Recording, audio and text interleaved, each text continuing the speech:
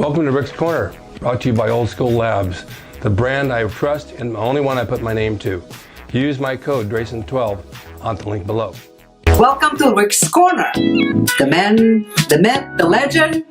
Now on with the show.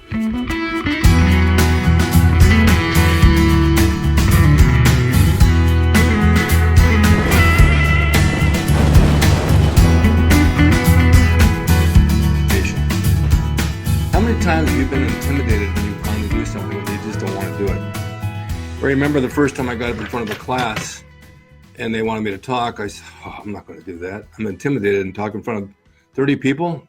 What would I say and how are they going to respond to me? But I did it. I'd go up last and I'd do it. And then little by little, I got a little bit better at it. And I didn't feel so intimidated anymore. And then when I got into wrestling and started talking on the microphone, it really gave me the confidence to be able to talk in front of people and not feel upset or discouraged or insecure or intimidated. I remember, well, let me put it this way. You go into a room, let's just say you go to a party, you go to a club, you go to dinner, and you're with a pretty girl, and all she sees is another pretty girl over there who she thinks is prettier than she is, and so she's intimidated by it.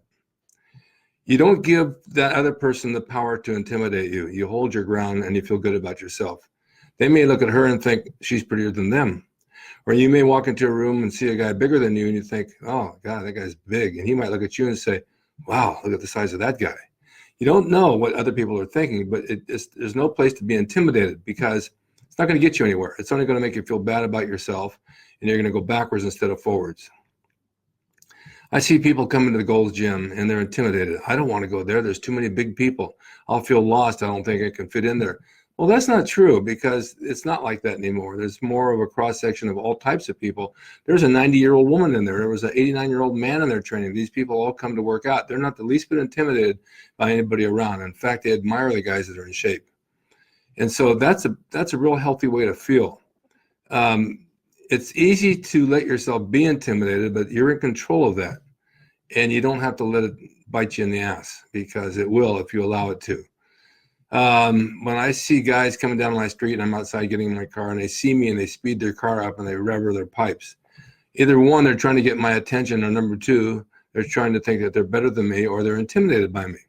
And that's why they're doing it. I used to stop one guy. One day I said, why are you going down my street like this? First of all, it's families and kids and you're speeding down here. Are you trying to impress me? Because I'm not impressed by you at all. First of all, you're not tougher than me. Or are you gay and you're trying to get my attention?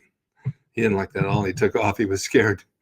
So intimidation comes in many forms. When I first moved to Los Angeles from Bakersfield, I came from a small town to a big city, and I didn't know anybody here. And I thought, well, I'm going to make the move. And I was a little intimidated by coming here because this city moves fast. There's a lot of traffic. People talk fast. They work fast. Everything's done at full speed, and you got to be able to think quick along with them, just like in New York. I moved into Torrance, and I got a job for Kellogg's cereal for about a year selling cereal because I wanted a job that could pay my bills, and they gave me a company car.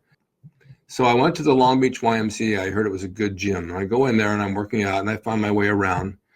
And every time I would shower, about 10 guys would follow me into the shower and look at me naked. No, this is not going to work for me.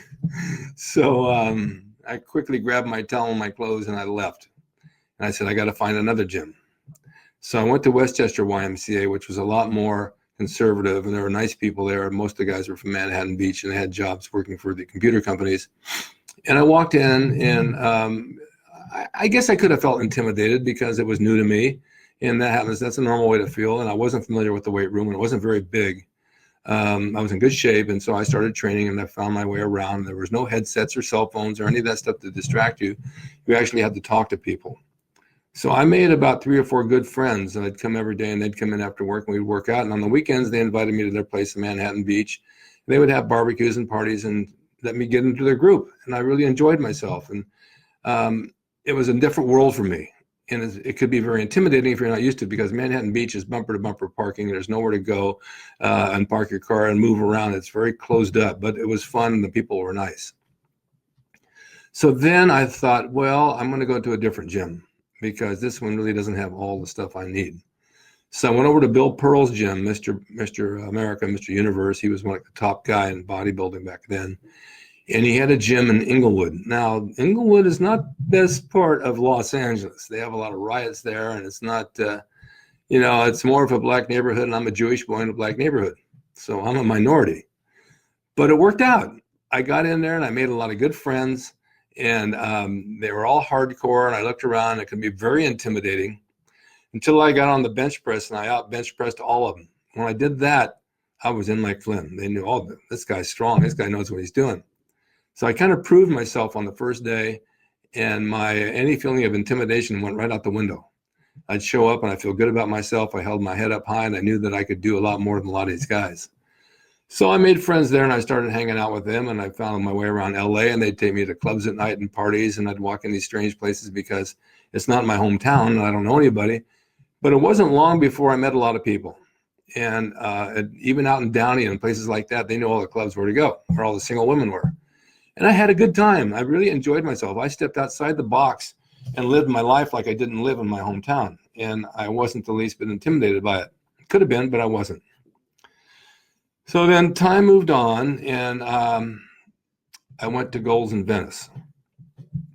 And I walked into the back door, and I ran into Arnold and Dave Draper and some of these guys. And that's when he was just starting out here in the U.S. And I looked around. I thought, well, I don't know anybody here. I don't even know Venice existed. I used to work out in Santa Monica or live in Santa Monica, or actually hang out in Santa Monica as a kid.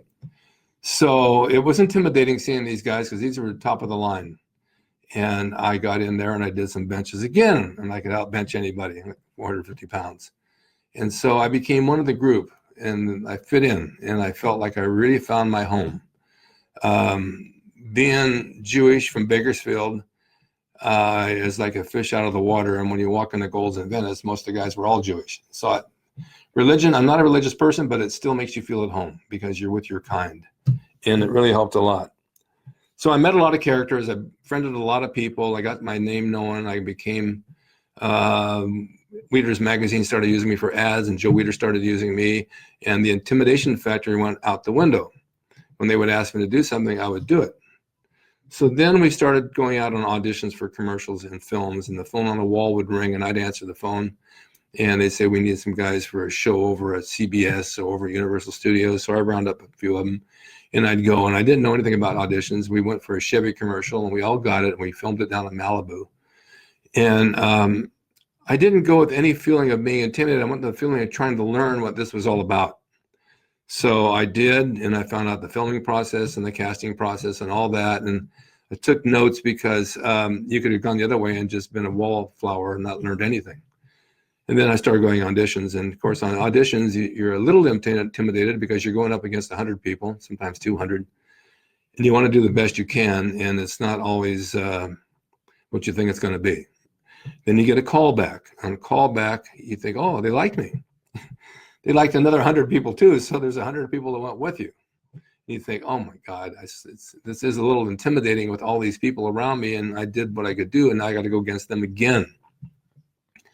But you get through it. And the point I'm trying to make is when you're intimidated and you break that barrier, and you know that you broke that barrier, and you feel good about yourself, that's where success figures in, because at that point, you're succeeding, and you can probably apply that to anything in life if you want to do it.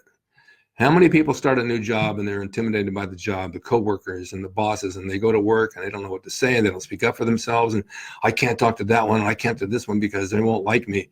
Well, you know what? I've learned that if you speak up, they respect you more, and you risk the chance of maybe getting fired, but probably not. You'll probably get a raise because you spoke up for yourself. So intimidation can play both ways. You can use it as a positive and not a negative. Use it to branch forward and get positive vibes from it.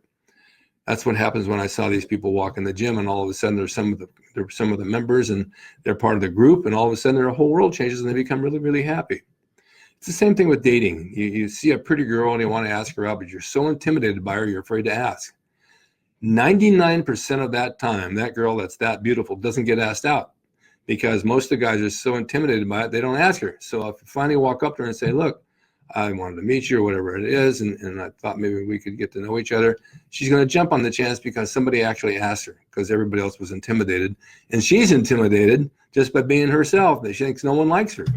So if you look at it that way in a positive, it'll work out in your favor. There's just so many ways that that you can have intimidation, but there's so many ways to surpass it, become successful at what you want. And it's just not a good feeling to always be afraid of your own shadow. I had a friend that says he'll never go to the movies by himself. He's intimidated by it. He says, I feel like one of those guys in a raincoat sitting there. I go to the movies every weekend by myself. Do you think I care? I enjoy the movie. I get a popcorn. I get a Diet Coke. The security guards there all know me. They know that I'm walking on a cane and limping a bit. They carry my soda and my popcorn down for me. I meet other people walking out of the theater. I've learned to be able to talk to people about anything, anywhere, and get a laugh out of them and keep them at my command. I do this in elevators. I practice my comedy in elevators with 12 people that I don't know, and by the time we're walking out, they're all laughing at me and calling me Rick. So it's kind of cool that you can do that because you know you're on the right track. And those people will never forget me. I guarantee you that one. So if you're intimidated, there's ways around it. Just look it straight in the eye and say, what is there to be afraid of? There's nothing to be afraid of. I don't have anything in this world that I fear except fear itself. And if you're afraid of being afraid, then you got a problem. But you can beat that. You got to beat that. Look in the mirror and say, look, I can do what I got to do.